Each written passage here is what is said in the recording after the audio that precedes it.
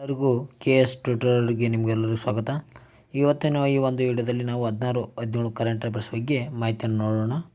ಹಾಗಾದರೆ ಮೊದಲನೇ ಪ್ರಶ್ನೆ ನೋಡೋದಾದರೆ, ನ್ಯಾಟೋದ ಸದಸ್ಯ ರಾಷ್ಟ್ರಗಳು ಎಷ್ಟು ಅಂತ ಪ್ರಶ್ನೆಯನ್ನು ಕೇಳಲಾಗಿದೆ. ಇದಕ್ಕೆ ಸರಿಯಾದ ಉತ್ತರ ಆಪ್ಷನ್ ಸಿ ನೋಡಿ. ಎಷ್ಟಂದರೆ 32 ನ್ಯಾಟೋದ ಸದಸ್ಯ ರಾಷ್ಟ್ರಗಳಿವೆ. ನ್ಯೂಸಲ್ಲಿ ಕೊಟ್ಟಿದ್ದು ಏನಪ್ಪ ಅಂತಂದರೆ, ನ್ಯಾಟೋದಿಂದ ಬಾಲ್ಟಿಕ್ ಸೆಂಟ್ರಿ ಯೋಜನೆಯನ್ನು ಪ್ರಾರಂಭಿಸಿದೆ ಅಂತ ನ್ಯೂಸಲ್ಲಿ ಕೊಟ್ಟಿದೆ ನ್ಯಾಟೋ. ಹಾಗಾದರೆ ಇದರ ಬಗ್ಗೆ ನೋಡೋಣ. ಬಾಲ್ಟಿಕ್ ಸಾಗರ ಪ್ರದೇಶದಲ್ಲಿ ಸಮುದ್ರದ ಆಳದಲ್ಲಿರುವ ಕೇಬಲ್ಗಳ ರಕ್ಷಣೆಗೆ ಬಾಲ್ಟಿಕ್ ಸೆಂಟ್ರಿ ಎಂಬ ಮೈತ್ರಿ ಯೋಜನೆ ಆರಂಭಿಸಲು ನ್ಯಾಟೋ ಮುಂದಾಗಿದೆ.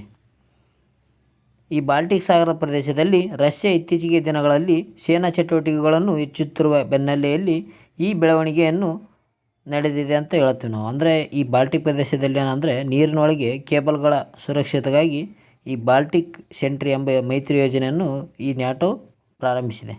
ಯಾಕಪ್ಪ ಅಂತಂದರೆ ರಷ್ಯಾ ತನ್ನ ಸೈನ್ಯವನ್ನು ಅಲ್ಲಿ ಅತಿ ಹೆಚ್ಚು ಪ್ರಾರಂಭ ಮಾಡ್ತಿದೆ. ಅದಕ್ಕೋಸ್ಕರ ಏನು ಮಾಡಿದೆ ಅಂದರೆ ಈ ಬಾಲ್ಟಿಕ್ ಸೆಂಟ್ರಿ ಎಂಬ ಯೋಜನೆಯನ್ನು ನ್ಯಾಟೋ ಜಾರಿಗೆ ತಂದಿದೆ.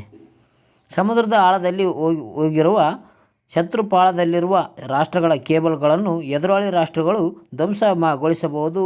ಈ ಹಿನ್ನೆಲೆಯಲ್ಲಿ ಬಾಲ್ಟಿಕ್ ಸಾಗರ ಪ್ರದೇಶದ ಸಮುದ್ರದ ಆಳದಲ್ಲಿರುವ ಕೇಬಲ್ಗಳ ರಕ್ಷಣೆಗೆ ನ್ಯಾಟೋದ ರಾಷ್ಟ್ರಗಳು ಮೈತ್ರಿಗೆ ಮುಂದಾಗಿವೆ. ಅಂದರೆ ಎದುರಾಳಿ ರಾಷ್ಟ್ರ ಏನು ಮಾಡ್ಬೋದು ಅಂದರೆ ಈ ಸಮುದ್ರದ ಒಳಗಿರುವ ಕೇಬಲ್ಗಳನ್ನು ನಾಶಪಡಿಸಬಹುದೆಂದು ಈ ಬಾಲ್ಟಿಕ್ ಯೋಜನೆಯನ್ನು ತರಲಾಗಿದೆ. ಬಾಲ್ಟಿಕ್ ಸೆಂಟ್ರಿ ಯೋಜನೆಯನ್ನು ನ್ಯಾಟೋ ತಂದಿದೆ ನೋಡಿ. ಹಾಗಾದರೆ ಈ ನ್ಯಾಟೋದ ಬಗ್ಗೆ ನೋಡೋಣ. ಈ ನ್ಯಾಟೋದ ಬಗ್ಗೆ ನೋಡೋದಾದರೆ ಇದರ ವಿಸ್ತೃತ ರೂಪ ಏನದಂದ್ರೆ ನಾರ್ತ್ ಅಟ್ಲಾಂಟಿಕ್ ಟ್ರೀಟಿ ಆರ್ಗನೈಜೇಷನ್ ಅಂತ ಕರೀತಾರೆ ಅದಕ್ಕೆ ನ್ಯಾಟೋದಕ್ಕೆ. ಇದು ವಿಶ್ವದ 32 ರಾಷ್ಟ್ರಗಳು ಒಟ್ಟುಗೂಡಿ ನಿರ್ಮಿಸಿಕೊಂಡಿರುವ ಅಂತಾರಾಷ್ಟ್ರೀಯ ಒಂದು ಸಂಘಟನೆ ಆಗಿದೆ. ನ್ಯಾಟೋ ಎಷ್ಟು ರಾಷ್ಟ್ರಗಳಿದ್ದಾವಪ್ಪ ಅಂತಂದ್ರೆ 32 ರಾಷ್ಟ್ರಗಳಿವೆ. ಹಾಗಾದರೆ 32 ರಾಷ್ಟ್ರಗಳು ಯಾವಂತ ಕಮೆಂಟ್ ಮೂಲಕ ತಿಳಿಸಿ. ನ್ಯಾಟೋದು ಇತ್ತೀಚೆಗೆ ಸೇರ್ಪಡೆಗೊಂಡಿವೆ. ಇದು ಸ್ಥಾಪನೆಯಾಗಿದ್ದು 1949 ಏಪ್ರಿಲ್ 4ರಂದು ಈ ನ್ಯಾಟೋ ಸ್ಥಾಪನೆಯಾಗಿದೆ. ಇದರ ಕೇಂದ್ರ ಕಚೇರಿ ಎಲ್ಲಿದೆಪ್ಪ ಅಂತಂದರೆ ಬ್ರೆಜಿಲ್ಸ್ ದೇಶದಾಗ ಅದು ನೋಡಿ. ಬೆಲ್ಜಿಯಂ ದೇಶದ ಬ್ರೆಜಿಲ್ಸ್ನಲ್ಲಿ ಕಂಡುಬರುತ್ತದೆ. ಇದರ ಪ್ರಧಾನ ಕಾರ್ಯದರ್ಶಿ ಯಾರಿದ್ದಾರೆ ಅಂದರೆ ಪ್ರಸ್ತುತ ಮಾರ್ಕ್ ರೂಟೆ ಅವರು ಪ್ರಧಾನ ಕಾರ್ಯದರ್ಶಿ ಇದ್ದಾರೆ. ಇದರದ್ದು ನ್ಯಾಟೋದ ಕಾರ್ಯದರ್ಶಿ ಮಾರ್ಕ್ ರೂಟೆ ಅವರಿದ್ದಾರೆ. ಇತ್ತೀಚೆಗೆ ಇವರು ಕೂಡ ನೇಮಕವಾಗಿದ್ದಾರೆ. ಇವರ ಬಗ್ಗೆ ಪ್ರಶ್ನೆ ಕೇಳಬಹುದು ನೋಡಿಕೊಳ್ಳಿ. ಹಾಗಾದರೆ ನಾವು ಈ ಬಾಲ್ಟಿಕ್ ಸಮುದ್ರದ ಬಗ್ಗೆ ಇಲ್ಲಿ ನೋಡೋಣ. ಮ್ಯಾಪು ಈ ಬಾಲ್ಟಿಕ್ ಸಿ ಅಂತ ಇದೆ ನೋಡಿ. ಇಲ್ಲಿ ಬಾಲ್ಟಿಕ್, ಇಲ್ಲಿ ನಾರ್ವೆ ದೇಶ ಇದೆ, ಇಲ್ಲಿ Sweden, Finland, Estonia, Russia, Lithuania, ಅದೇ ರೀತಿಯಾಗಿ ಪೋಲ್ಯಾಂಡ್ ಕೂಡ ಕಂಡುಬರ್ತದೆ. ಇದು ಜರ್ಮನಿ ಅಂತ ಹೇಳ್ತೀವಿ. ಇಲ್ಲಿ ಬಾಲ್ಟಿಕ್ ಸಿ ಕಂಡುಬರ್ತದೆ. ಇವಿಷ್ಟು ದೇಶಗಳು ಈ ಥರ ಸಮುದ್ರದ ಭಾಗವನ್ನು ಹಂಚಿಕೊಂಡಿವೆ ಅಂತ ಹೇಳ್ತೀವಿ. ಈ ದೇಶಗಳ ಬಗ್ಗೆ ಕೇಳ್ತಾರೆ. ಅಂದ್ರೆ ಯಾವ ದೇಶ ಈ ಬಾಲ್ಟಿಕ್ ಸಿಯನ್ನು ಭಾಗವನ್ನು ಹಂಚಿಕೊಂಡಿಲ್ಲ ಅಂತ ಕೇಳಬಹುದು ಪ್ರಶ್ನೆಯನ್ನು. ಹಾಗಾದರೆ ಮುಂದೆ ನೋಡೋದಾದರೆ ಭಾಷೆಗಳ ಆಧಾರದ ಮೇಲೆ ವಿಭಜನೆಯಾದ ಮೊದಲ ರಾಜ್ಯ ಯಾವುದು ಅಂತ ಪ್ರಶ್ನೆಯನ್ನು ಕೇಳಲಾಗಿದೆ. 1956ರಲ್ಲಿ ಫಜಲ್ ಅಲಿ ಆಯೋಗ ಬರ್ತದೆ. ಅದು ಭಾಷೆಗಳ ಆಯೋಗದ ಮೇಲೆ ಮೊದಲ ರಾಜ್ಯ ವಿಭಜನೆ ಆದದ್ದು ಯಾವುದಪ್ಪ ಅಂತ ಅಂದರೆ ಇದಕ್ಕೆ ಸರಿಯಾದ ಉತ್ತರ ಆಂಧ್ರ ಪ್ರದೇಶ ನೋಡಿ. ಯಾಕಪ್ಪ ಅಂತಂದರೆ ಇದು ನ್ಯೂಸ್ ನೋಡುತ್ತಾದರೆ ಇತ್ತೀಚೆಗೆ ಗ್ರೀನ್ ಹೈಡ್ರೋಜನ್ ಹಬ್ ಅನ್ನು ಆಂಧ್ರ ಪ್ರದೇಶದಲ್ಲಿ ಪ್ರಾರಂಭಿಸಲಾಗಿದೆ. ಆಂಧ್ರ ಪ್ರದೇಶದ ಅನಕಪಲ್ಲಿ ಜಿಲ್ಲೆಯ ಪುಡಿಮಾಡಕಲ್ಲದಲ್ಲಿ ಗ್ರೀನ್ ಹೈಡ್ರೋಜನ್ ಹಬ್ ಯೋಜನೆಯನ್ನು ಅಧಿಕೃತವಾಗಿ ಪ್ರಾರಂಭಿಸಲಾಗಿದೆ. ಗ್ರೀನ್ ಹೈಡ್ರೋಜನ್ ಹಬ್ ಎಲ್ಲಿ ಪ್ರಾರಂಭಿಸಲಾಗಿದೆ ಅಂದರೆ ಆಂಧ್ರ ಪ್ರದೇಶದಲ್ಲಿ ಪ್ರಾರಂಭಿಸಲಾಗಿದೆ.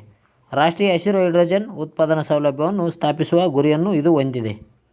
ಈ ಯೋಜನೆಯು ಭಾರತದ ನವೀಕರಿಸಬಹುದಾದ ಇಂಧನ ಸಾಮರ್ಥ್ಯವನ್ನು ಹೆಚ್ಚಿಸುವ ಮತ್ತು 2070ರ ಒಳಗೆ ನಿವ್ವಳ ಶೂನ್ಯ ಗುರಿಗಳನ್ನು ಸಾಧಿಸುವತ್ತ ಗುರಿಯನ್ನು ಇದು ಹೊಂದಿದೆ ಅಂತ ಹೇಳ್ತೀವಿ. 2070ರ ಒಳಗೆ ಎಷ್ಟಪ್ಪ ಅಂತಂದರೆ ನಿವ್ವಳ ಶೂನ್ಯ ಗುರಿಯನ್ನು ಹೊಂದಿಸುವ ಗುರಿಯಾಗಿದೆ. ಯಾವುದು ಗ್ರೀನ್ ಹೈಡ್ರೋಜನ್ ಹಬ್ ಎಲ್ಲಿ ಪ್ರಾರಂಭಿಸಲಾಗಿದೆ ಅಂದರೆ ಆಂಧ್ರ ಪ್ರದೇಶದಲ್ಲಿ ಪ್ರಾರಂಭಿಸಲಾಗಿದೆ. ಅದೇ ರೀತಿಯಾಗಿ 2027ರಲ್ಲಿ ಇದು ದೊಡ್ಡ ಹೂಡಿಕೆ ಆಗಲಿದೆ. 2027ರಷ್ಟಕ್ಕೆ ಇದೇನಪ್ಪ ಅಂತಂದರೆ ದೊಡ್ಡ ಹೂಡಿಕೆ ಆಗಲಿದೆ ಈಗ ಪ್ರಾರಂಭ ಮಾಡಿದರೆ. 2023ರಲ್ಲಿ ನ್ಯಾಷನಲ್ ಗ್ರೀನ್ ಹೈಡ್ರೋಜನ್ ಮಿಷನನ್ನು ಪ್ರಾರಂಭಿಸಲಾಯಿತು. ಯಾವಾಗ 2023ರಾಗ ಇದು ನ್ಯಾಷನಲ್ ಗ್ರೀನ್ ಹೈಡ್ರೋಜನನ್ನು ಪ್ರಾರಂಭಿಸಿದ್ದಾರೆ.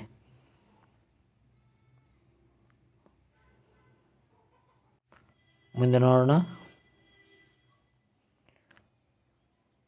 ನೋಡೋದಾದರೆ 76ನೇ ಗಣರಾಜ್ಯೋತ್ಸವದಲ್ಲಿ ಯಾವ ದೇಶದ ಮುಖ್ಯ ಅತಿಥಿ ಭಾಗವಹಿಸಲಿದ್ದಾರೆ? ಪ್ರತಿ ವರ್ಷ ಜನವರಿ 26 ಬೇರೆ ದೇಶದ ಅತಿಥಿ ಭಾಗವಹಿಸುತ್ತಾರೆ ಗಣರಾಜ್ಯೋತ್ಸವದಲ್ಲಿ. ಅದೇ ರೀತಿಯಾಗಿ 2025ರ 76ನೇ ಗಣರಾಜ್ಯೋತ್ಸವದ ಮುಖ್ಯ ಅತಿಥಿಯಾಗಿ ಯಾರು ಭಾಗವಹಿಸಲಿದ್ದಾರೆ ಗಣರಾಜ್ಯೋತ್ಸವದಲ್ಲಿ ಅಂತ ಪ್ರಶ್ನೆ ಕೇಳಿದ್ದಾರೆ. ಯಾವ ದೇಶದಪ್ಪ ಅಂತಂದರೆ ಇದಕ್ಕೆ ಸರಿಯಾದ ಉತ್ತರ ಇಂಡೋನೇಷ್ಯಾ ನೋಡಿ. ಆಪ್ಷನ್ಸ್ ಬಿ ಸರಿಯಾದ ಉತ್ತರವಾಗಿದೆ. ನ್ಯೂಸಲ್ಲಿ ಏನು ಕೊಟ್ಟಿತ್ತಂದರೆ ಇಂಡೋನೇಷ್ಯಾದ ಅಧ್ಯಕ್ಷ ಗಣತಂತ್ರದ ಮುಖ್ಯ ಅತಿಥಿ ಇದರಲ್ಲಿ ಗಣರಾಜ್ಯೋತ್ಸವದಲ್ಲಿ ಭಾಗಿಯಾಗಲಿದ್ದಾರೆ 2076ನೇ ಗಣರಾಜ್ಯೋತ್ಸವದಲ್ಲಿ. ಇದರ ಬಗ್ಗೆ ನೋಡೋಣ. ದೇಶದ 76ನೇ ಗಣರಾಜ್ಯೋತ್ಸವದಲ್ಲಿ ಇಂಡೋನೇಷ್ಯಾದ ಅಧ್ಯಕ್ಷರಾಗಿರುವ ಪ್ರಬೋವೋ ಸುಬಿಯಾಂಟೋ ಅವರು ಮುಖ್ಯ ಅತಿಥಿಯಾಗಿ ಭಾಗವಹಿಸಲಿದ್ದಾರೆ. ಪ್ರಧಾನಿ ನರೇಂದ್ರ ಮೋದಿ ಅವರ ಆಹ್ವಾನದ ಮೇರೆಗೆ ಜನವರಿ 25-26ರಂದು ಭಾರತಕ್ಕೆ ಅಧಿಕೃತ ಭೇಟಿ ನೀಡಲಿದ್ದಾರೆ. ಇವರು ಯಾವಾಗ ಬರ್ತಾರೆ ಅಂದರೆ ಜನವರಿ 25-26ಕ್ಕೆ ಇವರು ಬರಲಿದ್ದಾರೆ. 2024ರ ಅಕ್ಟೋಬರ್ನಲ್ಲಿ ಇಂಡೋನೇಷ್ಯಾದ ಅಧ್ಯಕ್ಷರಾಗಿ ಅಧಿಕಾರ ವಹಿಸಿಕೊಂಡ ನಂತರ ಪ್ರಬೋವೋ ಸುಬಿಯಾಂಟೋ ಅವರು ಮೊದಲ ಭಾರತ ಭೇಟಿ ಇದಾಗಿದೆ. ಅಂದರೆ ಮೊದಲ ಭೇಟಿ ಇದಾಗಿದೆ ಅಂತ ಹೇಳ್ತೀವಿ ಇವ್ರದ್ದು ಪ್ರಧಾನಿ ಆದಮೇಲೆ ಪ್ರಬೋವೋ ಸುಬಿಯಾಂಟೋ ಅವ್ರದ್ದು. ಆದರೆ ಇಂಡೋನೇಷ್ಯಾದ ಬಗ್ಗೆ ನೋಡೋದಾದರೆ ಇಂಡೋನೇಷ್ಯಾದ ರಾಜಧಾನಿ ಜಕಾರ್ತಾ ಆಗಿದೆ ನೋಡಿ. ಇದರ ಪ್ರಸ್ತುತ ಅಧ್ಯಕ್ಷರು ಪ್ರಬೋವೋ ಸುಬಿಯಾಂಟೋ ಅವರು ಈಗ ಪ್ರಸ್ತುತ ಇಂಡೋನೇಷ್ಯಾದ ಅಧ್ಯಕ್ಷರಾಗಿದ್ದಾರೆ. ಇಂಡೋನೇಷ್ಯಾದ ಕರೆನ್ಸಿ ಯಾವುದಿದೆ ಅಂದರೆ ಇಂಡೋನೇಷ್ಯಾ ರೂಪಿಯಾ ಅಂತ ಕರೆನ್ಸಿ ಇದೆ ನೋಡಿ. ಇಂಡೋನೇಷ್ಯಾದ ಬಗ್ಗೆ ಕೂಡ ಮಾಹಿತಿಯನ್ನು ಪಡೆದುಕೊಂಡಿವಿ ಅಂತ ಹೇಳ್ತೇವೆ ನಾವು. ಮುಂದೆ ನೋಡೋಣ. ರಾಜ್ಘಾಟ್ ಇದು ಯಾರ ಸಮಾಧಿಯಾಗಿದೆ ಅಂತ ಅಂದರೆ ಯಾರು ಸಮಾಧಿ ಸ್ಮಾರಕದ ಹೆಸರಾಗಿದೆ ರಾಜ್ಘಾಟ್. ಇದಕ್ಕೆ ಸರಿಯಾದ ಉತ್ತರ ಯಾವುದಂದರೆ ಆಪ್ಷನ್ ಸಿ ಮಹಾತ್ಮ ಗಾಂಧೀಜಿ ನೋಡಿ. ಈ ರಾಜ್ಘಾಟ್ ಮಹಾತ್ಮ ಗಾಂಧೀಜಿಯ ಸ್ಮಾರಕವಾಗಿದೆ. ಯಾಕಪ್ಪ ಅಂತಂದರೆ ಇತ್ತೀಚೆಗೆ ಡಾಕ್ಟರ್ ಮನಮೋಹನ್ ಸಿಂಗ್ ಅವರು ನಿಧನ ಹೊಂದಿದ್ದರು. ಅವರ ಸ್ಮಾರಕ ಈಗ ನಿರ್ಮಿಸಲು ಸರ್ಕಾರ ಸಿದ್ಧ ಆಗಿದೆ. ಅದಕ್ಕೆ ಜಾಗವನ್ನು ನೀಡಿದ್ದಾರೆ ಅಂತ ಹೇಳ್ತೀವಿ ಕೇಂದ್ರ ಸರ್ಕಾರ. ಇತ್ತೀಚೆಗೆ ನಿಧನರಾದ ಮಾಜಿ ಪ್ರಧಾನಿ ಡಾಕ್ಟರ್ ಮನಮೋಹನ್ ಸಿಂಗ್ ಅವರ ಸ್ಮಾರಕ ನಿರ್ಮಿಸುವುದಕ್ಕೂ ಕೇಂದ್ರ ಸರ್ಕಾರ ರಾಷ್ಟ್ರೀಯ ಸ್ಮೃತಿ ಸಂಕೀರ್ಣದ ಸ್ಥಳ ಗುರುತನ್ನು ಮಾಡಿದೆ ಕೇಂದ್ರ ಸರ್ಕಾರ. ಮಾಜಿ ರಾಷ್ಟ್ರಪತಿ ಪ್ರಣಬ್ ಮುಖರ್ಜಿ ಅವರ ಸ್ಮಾರಕಕ್ಕೆ ನಿಗದಿಪಡಿಸಿದ ಸ್ಥಳದಲ್ಲಿ ಅದರ ಸಮೀಪದಲ್ಲೇ ಡಾಕ್ಟರ್ ಸಿಂಗ್ ಅವರ ಸ್ಮಾರಕ ನಿರ್ಮಿಸುವುದಕ್ಕೆ 1.5 ಎಕರೆ ಸ್ಥಳವನ್ನು ಮೀಸಲಿಡಲಾಗಿದೆ. ಇವರಿಗೆ ಮನಮೋಹನ್ ಸಿಂಗ್ ಅವರಿಗೂ ಕೂಡ ಪ್ರಣಬ್ ಮುಖರ್ಜಿ ಅವರ ಸ್ಮಾರಕದ ಪಕ್ಕದಲ್ಲಿ ಅಂದರೆ ಅಕ್ಕಪಕ್ಕ 1.5 ಎಕರೆ ಸ್ಥಳವನ್ನು ನೀಡಲಾಗಿದೆ ಅವರ ಜೊತೆಯಲ್ಲಿ. ಇದು ಇಂಪಾರ್ಟೆಂಟ್ ಆಗ್ತದೆ. ಇದಕ್ಕೆ ಸಂಬಂಧಪಟ್ಟಂತೆ ನೋಡೋದಾದರೆ ಅಂದರೆ ಪ್ರಮುಖ ಹೆಸರುಗಳು ಅವರ ಸ್ಮಾರಕಗಳು ಇವುಗಳು ಪ್ರಶ್ನೆ ಕೇಳಿದ್ದಾರೆ ನೋಡಿಕೊಳ್ಳಿ. ಅಂದರೆ ಪ್ರಮುಖ ವ್ಯಕ್ತಿಗಳು ಮತ್ತು ಅವರ ಸ್ಮಾರಕಗಳು. ರಾಜ್ಘಾಟ್ ಯಾರಿಗೆ ಸಂಬಂಧಿಸಿದೆ ಅಂದರೆ ಇದು ಮಹಾತ್ಮ ಗಾಂಧೀಜಿಯವರಿಗೆ ರಾಜ್ಘಾಟ್ ಸಂಬಂಧಿಸಿದೆ ಸ್ಮಾರಕವಾಗಿದೆ ಅವ್ರದ್ದು. ಶಾಂತಿವನ ಇದು ಜವಾಹರ್ಲಾಲ್ ನೆಹರು ಅವರ ಸ್ಮಾರಕವಾಗಿದೆ. ವೀರಭೂಮಿ ಇಂದಿರಾ ಗಾಂಧಿ ಅವರ ಸ್ಮಾರಕವಾಗಿದೆ. ಶಕ್ತಿ ಸ್ಥಳ ಇದು ಲಾಲ್ ಬಹದ್ದೂರ್ ಶಾಸ್ತ್ರಿ ಅವರ ಸ್ಮಾರಕವಾಗಿದೆ. ಚೈತ್ಯಭೂಮಿ ಇದು ಡಾಕ್ಟರ್ ಬಾಬಾ ಸಾಹೇಬ್ ಅಂಬೇಡ್ಕರ್ ಅವರ ಸ್ಮಾರಕವಾಗಿದೆ. ಸಿದ್ಧಾರ್ಥ ವನ ಇದು ರಾಜೀವ್ ಗಾಂಧಿ ಅವರ ಸ್ಮಾರಕವಾಗಿದೆ. ಅದೇ ರೀತಿಯಾಗಿ ಅಭಯಾರಣ್ಯ ಸ್ಮಾರಕ ಇದು ಯಾರಿಗೆ ಸಂಬಂಧಿಸಿದೆ ಅಂದರೆ ಸಂಜೀವ್ ಗಾಂಧಿ ನೋಡಿ. ಇವರಿಗೆ ಅಭಯಾರಣ್ಯ ಸ್ಮಾರಕ ಸಂಬಂಧಿಸಿದೆ. ಇವು ಭಾಳ ಇಂಪಾರ್ಟೆಂಟ್ ಆಗುತ್ತೆ ನೋಡಿರಿ. ನ್ಯೂಸ್ ಜೊತೆಗೆ ಅದರ ಹಿನ್ನೆಲೆ ಅನ್ನೋ ಮಾಹಿತಿ ಜೊತೆಗೆ ವಿತ್ GK ಈ ರೀತಿಯಾಗಿ ನಮ್ಮ ವಿಡಿಯೋನ ಹಾಕ್ತಿರ್ತೀವಿ. ನೀವು ಯಾವಾರಾದರೂ ಹೊಸಬರಾದರೆ ತಪ್ಪದೇ ಸಬ್ಸ್ಕ್ರೈಬ್ ಮಾಡಿ ನಮ್ಮ ವಿಡಿಯೋನ ಡೈಲಿ ನೋಡಿ. ಮುಂದಿನ ಪ್ರಶ್ನೆಗೆ ಹೋಗೋಣ. ಸ್ಪೆಡೆಕ್ಸ್ ಎಂಬುದು ಒಂದು ಅಂತ ಪ್ರಶ್ನೆಯನ್ನು ಕೇಳಲಾಗಿದೆ. ಅಂದರೆ ಸ್ಪೆಡೆಕ್ಸ್ ಅಂದರೆ ಏನು ಅಂತ ಪ್ರಶ್ನೆಯನ್ನು ಕೇಳಿದ್ದಾರೆ. ಇದೇನಪ್ಪ ಅಂತಂದರೆ ಒಂದು ಉಪಗ್ರಹವಾಗಿದೆ ನೋಡಿ. ಇದು ಆಪ್ಷನ್ಸ್ ಬಿ ಇದಕ್ಕೆ ಸರಿಯಾದ ಉತ್ತರ. ಯಾಕಪ್ಪ ಅಂತಂದರೆ ಡಾಕಿಂಗ್ ಸಾಹಸದಲ್ಲಿ ಭಾರತ ಯಶಸ್ವಿ ಸಾಧನೆಯನ್ನು ಮಾಡಿದೆ. ವಿಶ್ವದ ಈಗ ಡಾಕಿಂಗ್ನಲ್ಲಿ 4ನೇ ರಾಷ್ಟ್ರವಾಗಿದೆ ನಮ್ಮ ಭಾರತ. ಇದರ ಬಗ್ಗೆ ನೋಡೋಣ. ಬಾಹ್ಯಾಕಾಶ ಉಪಗ್ರಹಗಳ ಡಾಕಿಂಗ್ ಮತ್ತು ಅನ್ಡಾಕಿಂಗ್ ಪ್ರಯೋಗ ಯಶಸ್ವಿಯಾಗಿದ್ದು ಈ ಸಾಧನೆ ಮಾಡಿದ ವಿಶ್ವದ 4ನೇ ದೇಶ ಎಂಬ ಹೆಗ್ಗಳಿಕೆಗೆ ಭಾರತ ಪಾತ್ರವಾಗಿದೆ. ಈ ಮೂಲಕ ಭಾರತೀಯ ಬಾಹ್ಯಾಕಾಶ ಸಂಶೋಧನಾ ಸಂಸ್ಥೆ ಆಗಿರುವ ಇಸ್ರೋ ಮತ್ತೊಂದು ಸಾಧನೆ ಮಾಡಿದಂತಾಗಿದೆ. ಇದು 2 ಉಪಗ್ರಹಗಳನ್ನು ಜೋಡಿಸುವ ಹಾಗೂ ಬೇರ್ಪಡಿಸುವ ಪ್ರಯೋಗದಲ್ಲಿ ಇಲ್ಲಿವರೆಗೆ ಅಮೆರಿಕ, ಚೀನಾ, ರಷ್ಯಾ ದೇಶಗಳು ಯಶಸ್ಸನ್ನು ಕಂಡಿದ್ದವು. ಅಂದರೆ ಈ 2 ಉಪಗ್ರಹಗಳನ್ನು ಬಾಹ್ಯಾಕಾಶದಲ್ಲಿ ಬಿಟ್ಟು ಸೇರಿಸುವ ಮತ್ತು ಬಿಡಿಸುವ ಬೇರ್ಪಡಿಸುವ ಉಪಯೋಗವನ್ನು ಮಾಡಿದಂಥ ದೇಶದಲ್ಲಿ ಈಗ ನಮ್ಮ ಭಾರತ 4ನೇ ಸ್ಥಾನ ಪಡೆದುಕೊಂಡಿದೆ. ಇದರಲ್ಲಿ ಮೊದಲು ಯಾವ್ಯಾವ ಇದ್ದವು ಅಂದರೆ 3 ದೇಶಗಳಿದ್ದವು. ಯಾವ್ಯಾವ ಅಂದರೆ ಅಮೆರಿಕ, ಚೀನಾ, ರಷ್ಯಾ, ಈ ರೀತಿಯಾಗಿ 3 ದೇಶಗಳಿದ್ದವು. ಈಗ ನಮ್ಮ ಭಾರತ ಕೂಡ 4ನೇ ದೇಶವಾಗಿ ಹೊರಹೊಮ್ಮಿದೆ. ಹಾಗಾದರೆ ಏನಿದು ಪ್ರಯೋಗ ಅಂತ ನೋಡುವುದಾದರೆ, 2 ಉಪಗ್ರಹಗಳು ತನ್ನಲ್ಲಿರುವ ಸೆನ್ಸರ್ ವ್ಯವಸ್ಥೆಯನ್ನು ಬಳಸಿ ಒಂದಕ್ಕೊಂದು ಜೋಡಣೆ ಆಗುವಂತೆ ಮಾಡಲು, ನಂತರ ಪರಸ್ಪರ ಬೇರೆಯಾಗುವಂತೆ ಮಾಡಲು ಇಸ್ರೋ ಸ್ಪೇಡೆಕ್ಸ್ ಎಂಬ ಪ್ರಯೋಗವನ್ನು ನಡೆಸಿತ್ತು. ಇತ್ತೀಚೆಗೆ ಏನು ಮಾಡಿತ್ತಂದರೆ ಇಸ್ರೋ ಸ್ಪೇಡೆಕ್ಸ್ ಎಂಬ ಉಪಯೋಗವನ್ನು ನಡೆಸಿತ್ತು. ಯಾಕಂದರೆ 2 ಸೆನ್ಸೆಕ್ಸ್ ಏನಪ್ಪ ಅಂತಂದರೆ ಜಾಯಿಂಟ್ ಹಾಕೊಳ್ಳೋದು ಮತ್ತು ಬೇರೆ ಆಗೋದು, ಬೇರ್ಪಡಿಸೋದಕ್ಕೆ ಈ ಪ್ರಯೋಗವನ್ನು ಮಾಡಲಾಗಿತ್ತು. ಸ್ಪೇಡೆಕ್ಸ್ ಎಂಬ ಪ್ರಯೋಗವನ್ನು ಜನವರಿ 7ನೇ ತಾರೀಕು ಮತ್ತು 8ನೇ ತಾರೀಕು ಈ ಪ್ರಯೋಗವನ್ನು ನಡೆಸಿದಂತಾಗಿದೆ ನೋಡಿ. ಈ ಪ್ರಯೋಗಕ್ಕೆ ಸ್ಪೇಸ್ ಡಾಕಿಂಗ್ ಎಕ್ಸ್ಪರಿಮೆಂಟ್ ಎಂಬ ಹೆಸರನ್ನು ಕೂಡ ಇಡಲಾಗಿತ್ತು. ಏನಂತ?